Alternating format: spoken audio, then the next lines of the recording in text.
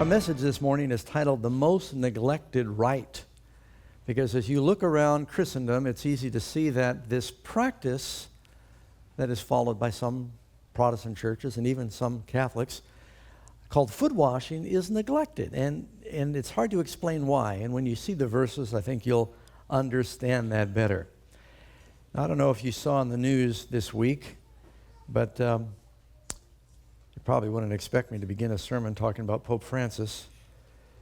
But Pope Francis did something that he had never done before. He had some visitors from from South Sudan that had been warring with each other, and he called them for like a peace conference to the Vatican. They had come to some agreement of peace some time ago, but they've been postponing implementing it, and it looked like it was all going to unravel back into war again. And when the dignitaries all came there to the Vatican, the Pope stunned not only them, but also his attendants when he got down on his hands and knees and went from one to the other of these rival leaders and kissed their feet. And I don't know if you know, but the Pope is 82 years old now, and he struggles with sort of a chronic hip and leg pain. The leaders were mortified what the Pope was doing, as well as his attendants, that he got down. It was so hard for him to get down. Then they'd help him back up. He'd go to another one. He'd struggle down, kiss their feet. He kissed their shoes. And then he got back up again. He was trying to basically send a message to them that you've got to humble yourself. As long as they're fighting among themselves, people are dying. And I think that's the message he was trying to send. He gets involved a little bit in world affairs, but still I thought that was interesting. First time he's ever done that, and it was kind of unscripted. Now, that's because there's a story behind it. Typically, every Thursday, once a year, the Pope goes and he washes the feet of some poor people. He's done it with lepers. He's done it with prisoners.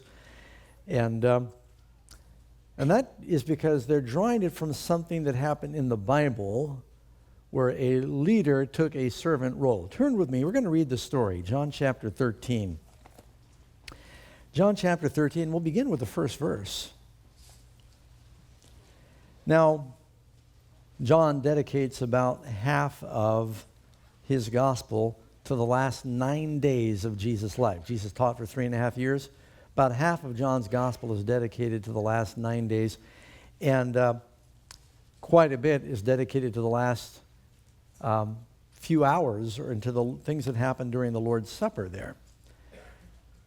John 13:1, Now before the feast of the Passover, when Jesus knew that his hour had come, that he should depart from the world to the Father, having loved his own who were in the world, he loved them to the end.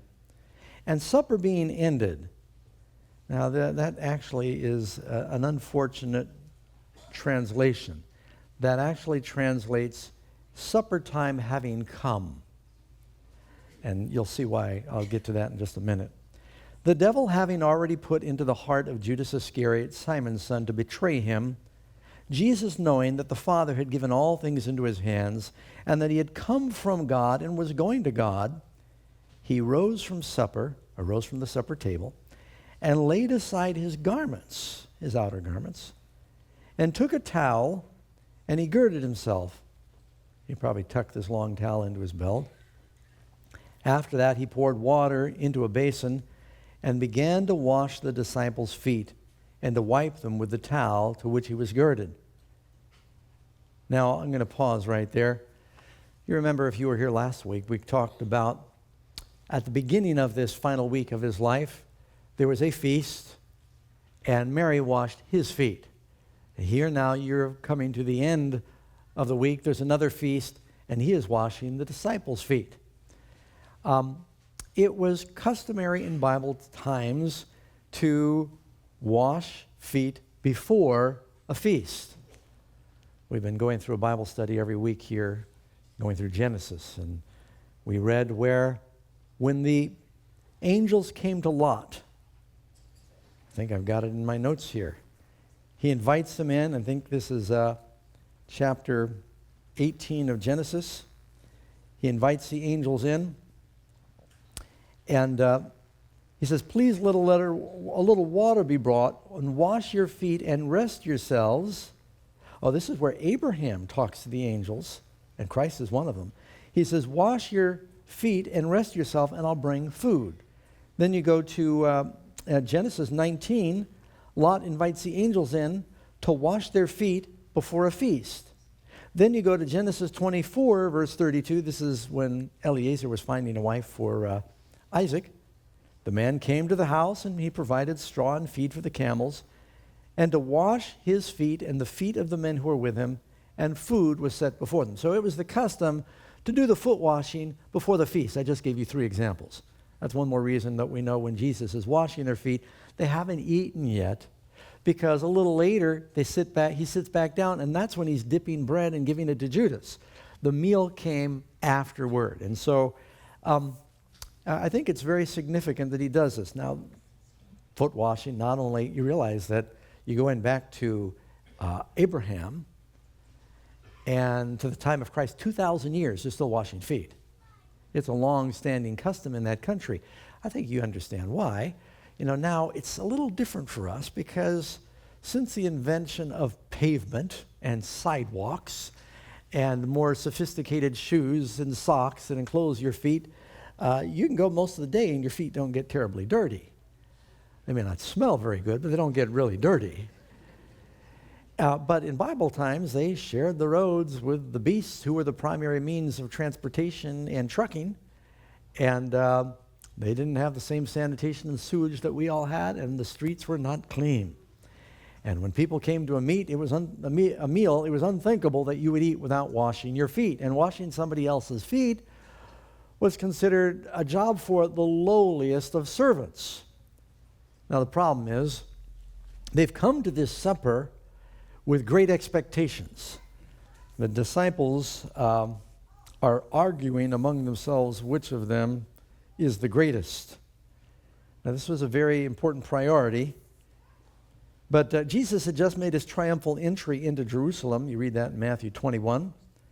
And the disciples were once again arguing among themselves which of them was the greatest. There was pride and there was division among the church leaders. I know that would never happen in our age today. But, they were scrapping in the church. They were angry that James and John, with their mother, went to Jesus and said, I want these sons to sit on the right and left. And they were angry because they thought of it first. They were all vying for who would get the position. They see in their minds, they thought that Jesus was going to effect a revolt against the Romans, that he would be seated as the new king of Israel on the throne of David, that he would use his miraculous power to feed armies and to do miracles. And then he would have, of course, his cabinet around him that would share this power and this majesty that he would have as the new Messiah. And they thought, here, we're on the inner circle. I wonder what my position will be. And they started thinking, well, there may only be position for 2 or 3 advisors, that's probably Peter, James, and John. And they're arguing about who. They say, Judas, he's the natural treasurer. They're arguing about who's going to get the position. So when they come to this feast, he's just rode into Jerusalem. They're shouting, Hosanna, the King of David. They feel electricity in the air. Something is about to happen. And they come in. They got the feast is all prepared. The food is there. It's covered up and ready to go. And there is the basin and the water and the towel for the servant to wash the feet before they eat. Well, they all walk in. They kind of look at each other and think, not my job. I am going to be chief of staff. I'm going to be part of the inner cabinet. I'm not the foot washing servant.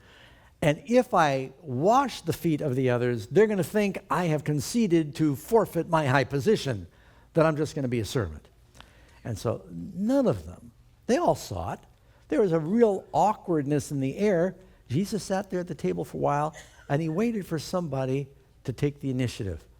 But they kind of shifted from side to side. Maybe they nodded. No, you, not me. You. No, I'm not doing it. I'm not. Who do you think? No, I'm going to have big position. That's going to brand me as a servant. No, I'm not doing that. And while they're thinking these kind of thoughts about which of them is the greatest, and they've got these big expectations, Jesus rises, and they think, what's he up to? And he goes And he puts on the robe or the towel. He takes off his outer garments. And like the lowest of servants, he goes from person to person and starts to wash their feet. Now, if you doubt that there was a problem, you read in Luke 9:46, there arose a reasoning among them which of them should be the greatest. Luke 24, same gospel. Luke 22:24, there was also strife among them which of them should be the greatest. Before the Holy Spirit could be poured out on the apostles, before they could be washed from their sins, they needed to be determined in their hearts to reconcile with each other. You know, in the Lord's Prayer, Christ punctuates the end of the Lord's Prayer with one statement. You realize in the prayer it says, forgive us our debts as we forgive our debtors. Forgive us our trespasses as we forgive those who trespass against us. And Jesus said, if you will not forgive your brother, neither will your heavenly Father forgive you. So if there is something or someone where you have animosity or there's strife between you and another person, they may or may not be here today, you can choose today to, as far as you can, some people you just can't reconcile because they won't accept it, but you can choose to make your heart right by saying, I'm going to forgive that person. I'm willing to be reconciled. If there is a brother or sister that you're at odds with, go to them. Pray with them. Say, will you forgive me? Even if you think you're right, that's still the right thing to say. And be reconciled. And what that does is that makes room for the working of the Holy Spirit in your hearts and in our church. And don't feel bad that there might be those issues. Jesus had it in his group. So he knew he had to settle that first thing. So why feet? I mean, sometimes you might say, she's got beautiful hair. He's got broad shoulders. Not too often do I hear someone say, they have beautiful feet. I've got really big feet, which means I have a good understanding. We were just at the Brumman's house for a get-together, and I want to thank them for inviting us all over, and we all took off our shoes and put them by the door. They didn't ask us to, but we were doing it out of respect for the new carpet. And when I went to get my shoes, I saw everyone else's shoes there, and I thought, I've got the biggest feet in our church. I could have put other people's shoes in my shoes. Karen was asking me today, she says, did your father have big feet? I said, no. Your mother? No. Nobody in my family. It's just a birth defect. Big feet. So no one's ever told me I had beautiful feet. Why does the Bible say feet are beautiful? Isaiah 52:7, how beautiful upon the mountains are the feet of those who bring good news. If you're a Christian and you're a witness, you got beautiful feet. Who proclaim peace, who bring glad tidings of good things, who proclaim salvation, who says to Zion, your God reigns. Proverbs 6:18. Feet talk about the direction of your life. Talks about some things the Lord hates, and among those it says feet that are swift in running to evil. Feet talk about your walk, your direction. The Bible says some people break the Sabbath, and it says with their feet. Isaiah 58:13, if you turn away your foot from the Sabbath, it means trampling on something. Because the feet, aren't you glad God built us the way he built us? Can you imagine, aren't you thankful your nose is at the top of your body and not on your ankle?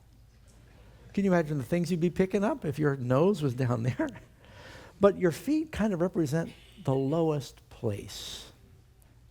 Your feet also represent your direction. Jesus was willing to bow at the lowest place and to wash the disciples' feet. It represents a place of humility. You know, there's an interesting law they have in Leviticus, also in Exodus. In Exodus it says, before the priests went in before the Lord, they washed their feet as well as their hands. In Leviticus 14, they went through this ceremony when they anointed the priests, where they took some blood from the sacrifice and they put it on the tip of the right ear and the right thumb and the right big toe, meaning I'm consecrating to hear God, to do the works of God, to walk the walk of God. Is what's symbolized by this in the Jewish mind. And so the foot represented your direction. It also represented the lowest place. It's a place of humility. And Jesus was willing to bow down and take the position of a servant. He says, I'm your Lord and Master, but I have come to you as one who serves. Someone said, I used to go through life thinking that God's gifts were on one shelf above the other, and you had to keep climbing higher to get the best gifts. But I've come to learn that God's gifts are on shelves one below the other, and you get the best gifts by kneeling, not by climbing. It's through denying yourself and humbling yourself that you find peace and the best gifts. Matthew 22, verse 44, the Lord said to my Lord, sit at my right hand till I make your enemies your footstool. It was a position of humility. Psalm 132, verse 7, let us go into his tabernacle. Let us worship at his footstool. Are we happy to worship at his feet? Mary was. She stood behind him, as we mentioned last week, washing his feet. Now, he who humbles himself will be exalted. He who exalts himself will be humbled. Who was it that knelt at his feet and kissed his feet and was happy to be at his feet? Mary. Who got the greatest honor of first seeing the risen Lord and proclaiming the good news? Mary. The one who humbled himself was the one who was exalted. So are you willing to humble yourself? After Jesus washed their feet, it says something else was happening inside. As he went from one disciple to another and washed their feet, it was melting their hearts at the same time. I want to go back to our verse here in John chapter 13. Finally, verse 6, he came to Simon Peter, and Peter said to him, Lord, are you washing my feet? He's just indignant. He's amazed. And Jesus answered and said, what I'm doing you do not understand now, but you will know after this. And Peter said to him, you will never wash my feet.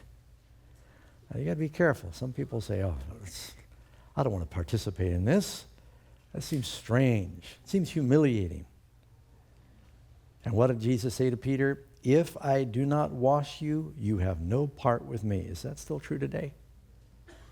If you want to live with him, he must wash you first. If you want to be part of him and be in that kingdom, he must wash you first. When Peter realized what was at stake, he said to him, Lord, not only my feet, but if you've got to wash my feet for me to be with you, you can wash my hands and my head. Now, we need him to wash our hands, and we need him to wash our head. You remember what I just said about the priest?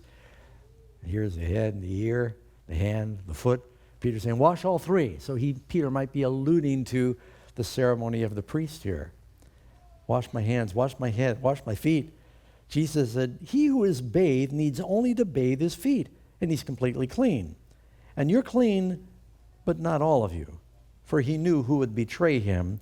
Therefore, he said, you're not all clean. Now, it's pretty clear as you read on, Judas is still at the table. A little later in the conversation, John talks to Jesus, and Jesus hands a piece of bread to Judas. So Judas is still there. The other Gospels say Judas went out after dinner. So dinner hasn't happened yet. I know I'm emphasizing that because that one verse sometimes leaves people confused. And he washes Peter's feet, and he says, unless I wash you, you have no part with me. And he surrenders. He humbles himself. He says, wash me, Lord. But he says, you're not all clean. Now, probably he started with Judas. I think Desire of Ages says that's what happened. Ended with John. Peter was just before John, because it says Peter whispers to John, who's on the other side or beside Jesus. Judas came as close as he could possibly come to finally coming clean. When he saw Jesus washing his feet, it broke his heart, and he thought, how could I betray him? He's got so much love. And he felt a tremendous battle going on in his heart. And Jesus was praying for Judas. In spite of Christ knowing what the prophecies said, Judas still had freedom to choose. And he felt this longing in his heart, but he thought, I can't humble myself and confess what I'm about to do. Everything could have been fine. He could have confessed to the Lord. He could have given back the 30 pieces of silver before he betrayed him. But he hardened his heart. And then he thought, if he was really, the devil started talking to him, and Judas listened. If he was really the Messiah, what would he be doing down here? His concept of greatness was not, blessed are the meek, they will inherit the earth. Judas thought it was going to be the strong and the proud. He said, I've washed you all, but you're not clean. It goes on to say in verse 12, So when he washed their feet, now this is a part I especially want you to catch. He again put on his garments. He sat down. He said, "Do you know what I've done to you? You call me teacher and Lord, and you say, well, for so I am. If I then, your Lord and teacher, have washed your feet, you also ought to wash one another's feet, for I have given you an example that you should do as I have done to you." Now, I realize that this is only in the Gospel of John, and it's in, of course, Matthew, Mark, and Luke. He makes the same statement about the communion supper. This is no less valid a statement. Christ is as clear and emphatic about telling us that we should wash one another's feet as he is about the bread and the wine. Are you aware of that? And yet it is one of the most neglected rites. And but Jesus said, this is a symbol of what we do that we might receive that cleansing. It's a symbol of service. Jesus said, "I did not come to serve, but to give my life a ransom for many." And even afterward, after Christ ascended to heaven, Paul says there's some interesting criteria for the widows who were to be supported from the church funds. He said, if they are reported for good works, this is 1 Timothy 5:10, if she's brought up children, if she has lodged strangers, if she has washed the saints' feet. So they were continuing to do this. And so this is a sacred rite. And Christ said, if I, your Lord and teacher, have washed your feet, you should wash one another's feet. Now, when this rite was finished, something happened in their hearts. There was a transformation. I'd like to read you a quote from the book Desire of Ages. It's this classic on the life of Christ. This is page 646. With the Spirit they then had, not one of them was prepared for communion with Christ. When they first came to the dinner table, their hearts were not prepared. They didn't understand what it meant to really accept and embrace the cleansing he was going to offer. Until brought into a state of humility and love, they were not prepared to partake of the Paschal Supper. That means the Passover lamb. Or to share in the memorial service, which Christ was about to institute. They weren't prepared until they had participated in the foot washing and humbled their hearts. Their hearts must be cleansed. But then after this service, pride and self-seeking create dissension and hatred. But all this Jesus washed away in washing their feet. A change of feeling was brought about. Looking upon them, Christ could now say, "You're clean." They humbled themselves. They realized he's doing what I should have done. I should have been the one to do that. Now there was a union of heart, love for one another. They'd become humble and teachable. He had things to talk to him about that night. You know, that great teaching in John chapter 14, "In my Father's house are many mansions." John chapter 15, "I am the vine, you are the branches." They weren't ready to receive any of that until their hearts had been subdued. Except Judas, each was ready to concede to the other the highest place. Now with subdued and grateful hearts, they could receive Christ's word. So something actually happens there that where their hearts are prepared by this sacred rite. It really represents, you might say, a mini baptism. You know, when a ship is first launched, it's all clean and scrubbed and new, and it goes off in the water, but you realize after just about 3 months in the water, if you were to go a little snorkel dive under that ship, Karen and I did it. We went snorkeling under a ship just a couple of months ago, or last month when we were in South Pacific. New boat, already had algae and barnacles starting to grow. When you're a Christian, you're in the world, but the world's not supposed to be in you. But as you go through life and we're surrounded by sin, you kind of pick up algae and barnacles. And the foot washing service is like a mini baptism where we all can get a new beginning. Some people come to me and say, "Pastor Doug, you know, I sinned, I lost my temper, I yelled at my wife and my kids. Should I be rebaptized?" Now, I'm exaggerating here. And we'll say, no, this is what the foot washing service is for. It's like your feet get dirty going through the world, you get a new baptism. You get a new beginning. How many of you would like to experience that new beginning? Have our hearts prepared to renew the covenant of having Jesus' blood wash us from our sin.